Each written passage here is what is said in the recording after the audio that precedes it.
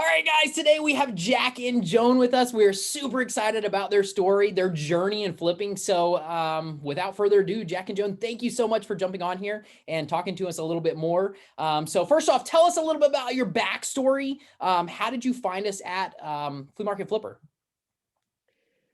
Well, it's been several years ago, and I heard you and Melissa being interviewed on Nick Loper's Side Hustle Nation, and listened to it. I listened to other things, and life moved on. And it wasn't until last year that I heard Stacy Gallego interviewed on the same podcast. And there's an old saying, Rob, when the student is ready, the teacher will appear. And, we were ready. I listened to it. I listened to it several times. I said, Joan, this is something that we need to consider. I called her up. I think I was probably traveling to Savannah to one of our oldest daughter. Is that how you recall it? I do. I do. So, we listened to it. If Stacy can do it, we can do it because we've flipped other things throughout our livelihood, just not in a professional manner. And one of the things I said to Joan after we listened to it once or twice is, we need training. If we're going to do it right, going to do it professionally, then let's get some education. It's not going to break the bank. And that's what we did. Awesome. Yeah, just like anything, it's an education. That's what helps you bypass the faults, or it's kind of the learning curve. You can either pay for an education or you can actually do it yourself. And I mean, we've been doing it for over 20 years, so we try to help people with what we've done wrong and kind of bypass all those mistakes as well. So and Stacy's amazing. She's done amazing. She's been part of our community for over 2 years now, so we're excited to have Stacy. And Nick's amazing as well. He gives people a lot of options as side hustle, so that's cool. Well, what made you guys decide to start flipping items in the first place? Like, did you guys grow up doing this, or how did you decide that this might be a viable, side income? Well, so we've been frugal just about all of our lives. Jack's parents were extremely frugal, so he grew up in that atmosphere. I grew up in a family of five with a mother. With my dad passed away when I was very young, so we had to incorporate frugality through the whole time.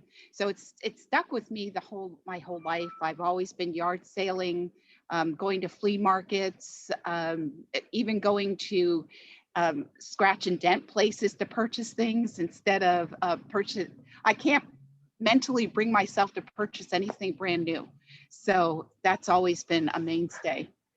I'll tell you this, Rob. We were both single. I had a daughter, she had a daughter, and I'm the most expensive thing she ever paid for. She signed up for a online. No, it wasn't even online then. It was a dating program. So I laughed. She's the only thing I'm the only thing she's ever paid full price for. But on our first date, we're talking, a phone call, where are we going to meet? And she said, I have a coupon for Benihana, which is a Japanese steakhouse. So we met there. After that went well, after eating, I suggested we go to a campus of a college. I had been there a few days before with my daughter, just walking around, and thought this would be a neat place. And so we're walking, and Joan had this nice coat on, and I said something about it. Yes, and it was a suede jacket. I'm very proud of the find. It was just laying on this blanket in a yard sale for $1.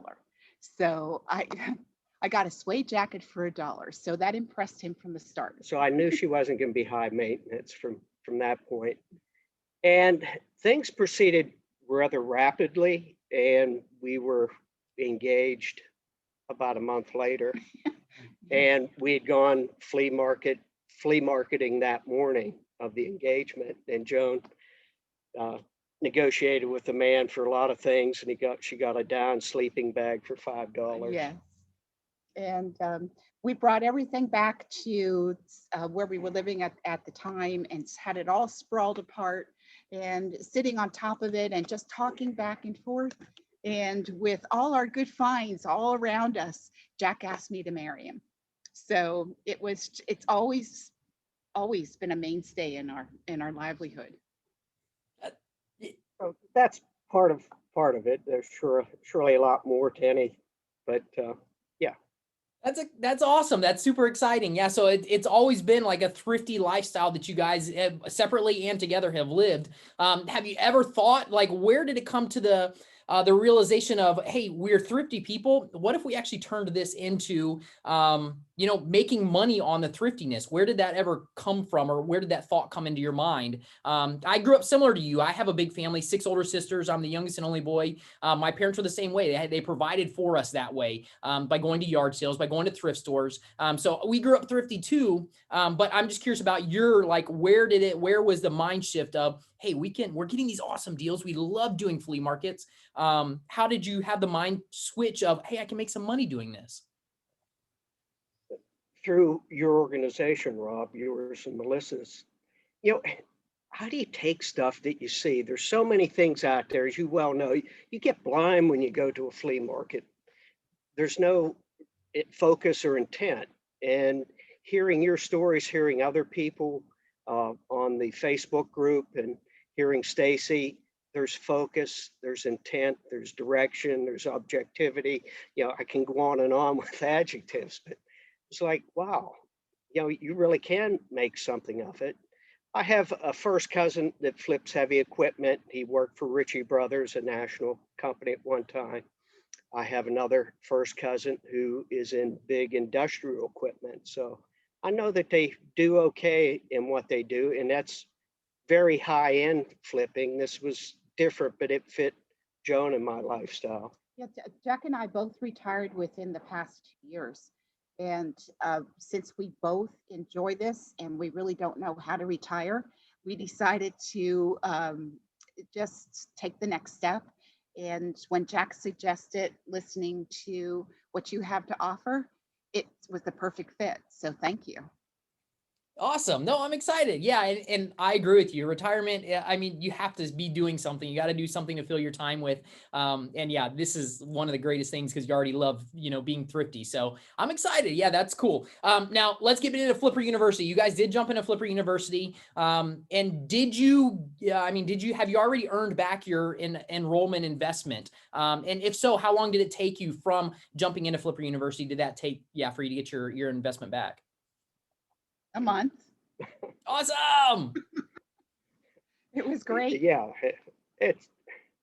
it's a small price to pay to eliminate weeks, months, years of not knowing what in the world you're doing and trying to cobble together pathways. And then the freight shipping component of it. I dropped off 2 items at YRC yesterday, freight, one going a tanning bed going to Green Bay, Wisconsin, and mannequins, male mannequins, 5 of them on a pallet going to Fort Smith, Arkansas. So who knew? I never knew how to do any of this. I didn't think, it wasn't a conscious thought. As far as the mannequins, that was a very interesting story. We had decided to purchase something to help the business. We went to look at 2 fire extinguishers we needed in our space. Right. And when we got to the gentleman's house, he had all this stuff In his garage. packed into his garage. So thinking, oh, how can we help him? So talked to him a bit, and we had business cards made up with our names and phone numbers on at that point, and left him one and said, if you want to reconsider and if we can help you out with anything that you have, because he does professional cleaning for a living. So Okay. he goes into areas that High-end retail stores. right, and he just takes everything with him. When they're liquidating and they need some manpower to move it out. Yeah, but what I'm trying to get at is creating partnerships also as you go along. The gentleman who helped us find the warehouse that we're in at the moment, he's already supplied us with stuff to flip. So it's just how you talk with people and making them feel comfortable with you and knowing that they feel as though you can really help them. And it's really it's giving back. It's nice. Being honest and being real, and I mean that's all you can be, and it serves you well. Yeah. That's awesome. And like Jack said, on purpose. I mean, you could just go and, like you said, look for the fire extinguishers, but knowing that if you can make that contact, and I call them contacts, I mean, because I've made a couple of them out of the years. But a guy who does cleaning and does that kind of stuff is constantly in the market. I mean, he's constantly getting stuff that he's got to get rid of it. And if you're that contact for him, you're helping him get rid of that stuff. At the same time, you're able to sell that stuff and make money for yourself. So I applaud you. That's awesome that your mindset is there to be able to create those contacts. So that's very, very exciting. Now you guys said, kind of back to Flipper University, you guys said that it took you about a month. Give us some numbers, like even the two sales that you did, Jack, that you said you did freight. You know, how much did you pay for the mannequins? How much did you sell them for? And the tanning bed, how much did you guys pay for that? And how much did you sell it for? Mannequins were $10 a piece with base, and we sold them for 45 each. Okay. So it was very profitable, not a big number, but profitable. Plus, we added some money, which wouldn't have thought of except for the training, to cover our expenses and put maybe another 50 in our pocket. Good. Okay. And then the tanning bed we acquired, very nice. Again, through another contact, which we purchased quite a bit from, maybe $7,000 worth of merchandise from, but for $100. We bought the tanning bed, sold it for $750, and we had free shipping on it. So our net on that is about $500. Still, that's nothing to bat your eyes at. That's a nice profit. So now, since you guys have been doing this, give me some. Are there any of your flips that, I mean, I have them in my, you know, everybody has those flips that you do, you like, you're proud of them. Do you have any of those that stick out in your mind that you could share? Yes, there are a couple of them. The tanning bed, it was unusual. The mannequins were unusual. And also we had a trailer that you can pull kayaks on, and we did a good flip on that. So that was a little unusual and fun. So we feel as though as long as we continue to have fun with this, we're just going to keep on doing it. Can you, oh, and also, and the seats. We just sold a Mercedes passenger seat out of a Sprinter van, the big Sprinter vans. Okay. 3500 series. We bought all the seats, the passenger seats. Gentlemen, it's a consulting company, and they do disaster consulting. So they taking this van, having it converted in DeLand, Florida, into a mobile office. They don't need the seats. So what the heck? We did our comps. We looked through eBay and looked at what was sold and figured this is what we can offer, and we did. So we acquired those, and Joan left our business card with this conversion company, as I said, located in DeLand. And the next week, we have a phone call from a gentleman with a Ford Transit van, and he wanted to get rid of his passenger seats, 15-seat van. So we now are surrounded by 13 passenger seats out of a Ford Transit. So we have another connection that will give us a referral, which is great. That's awesome. And I love that. And that's really cool because you're helping them and you're also making money in the process. So it's a win-win all around. So that's very exciting. Now tell me, there's a lot of stuff to learn in this business. I mean, there's a lot of stuff that you have to overcome. Have you guys felt supported through your journey? I mean, you guys are still new to the whole for-profit flipping, but have you guys felt supported with the community around you during this whole process? Most definitely. The Facebook group has been priceless as far as gaining information, posing questions, reaching out, the support that you get from everybody, like the little yays, and it's just been a wonderful experience. So yes, very much so. They're really nice people. I can't say enough about the encounters I've had with people. If you pose a question or you put up something and they ask questions about what you did, and it's just that exchange. And you know, hats off to you, Melissa. You had to definitely have a vision that this is what you wanted, because you've attracted some really, really good people that are caring and not out just to flip a buck. Don't get in this to get rich quick. This is not what it's about, but it's about helping others, and in turn, it will benefit you if you do it the right way. Very well And, said. and doing it the right way is being honest, being ethical, and trying to be fair to all parties. Very well said. I agree. And yeah, I mean, the one thing that has attracted me to this business is not the repetition of a normal job or a normal thing. You're always finding new stuff, and it is fun. It's fun. Like Jack said, you want to be honest. That's the biggest thing. Be honest with everything that you're doing, and that will go miles in this business. So, like I said, very well said. Now, tell us, Jack and Joan, what are your future plans now? I know you guys have been in this for like 5 or 6 months. What are you guys expecting, or what are you guys planning for the future now?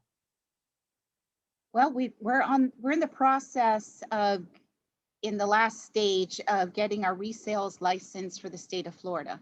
So eventually what we want to get into is new and non-used products, and found a variety of websites that you can actually bid on them. But also keep in mind that we also love to go to the yard sales and the flea markets. That'll probably still be our main base to find the products that we're looking for. Probably a 40, 60, 40 new, 60, which would be, I'm thinking you can't make that kind of profit with the new still in the box. There's a lot of people doing that. However, that could be a supplement to the finds that we find in the used market. Plus the used market, everything, at least for me, I need to get my hands on it, make sure that it's right before it leaves, and that takes time. That's it. That's cool. That's exciting. That's an exciting plan to move forward with. And we haven't done that much use. If we find it at the flea market, we haven't gone out and done like what you're talking about with actual vendors who sell the used. You buy pallets of stuff.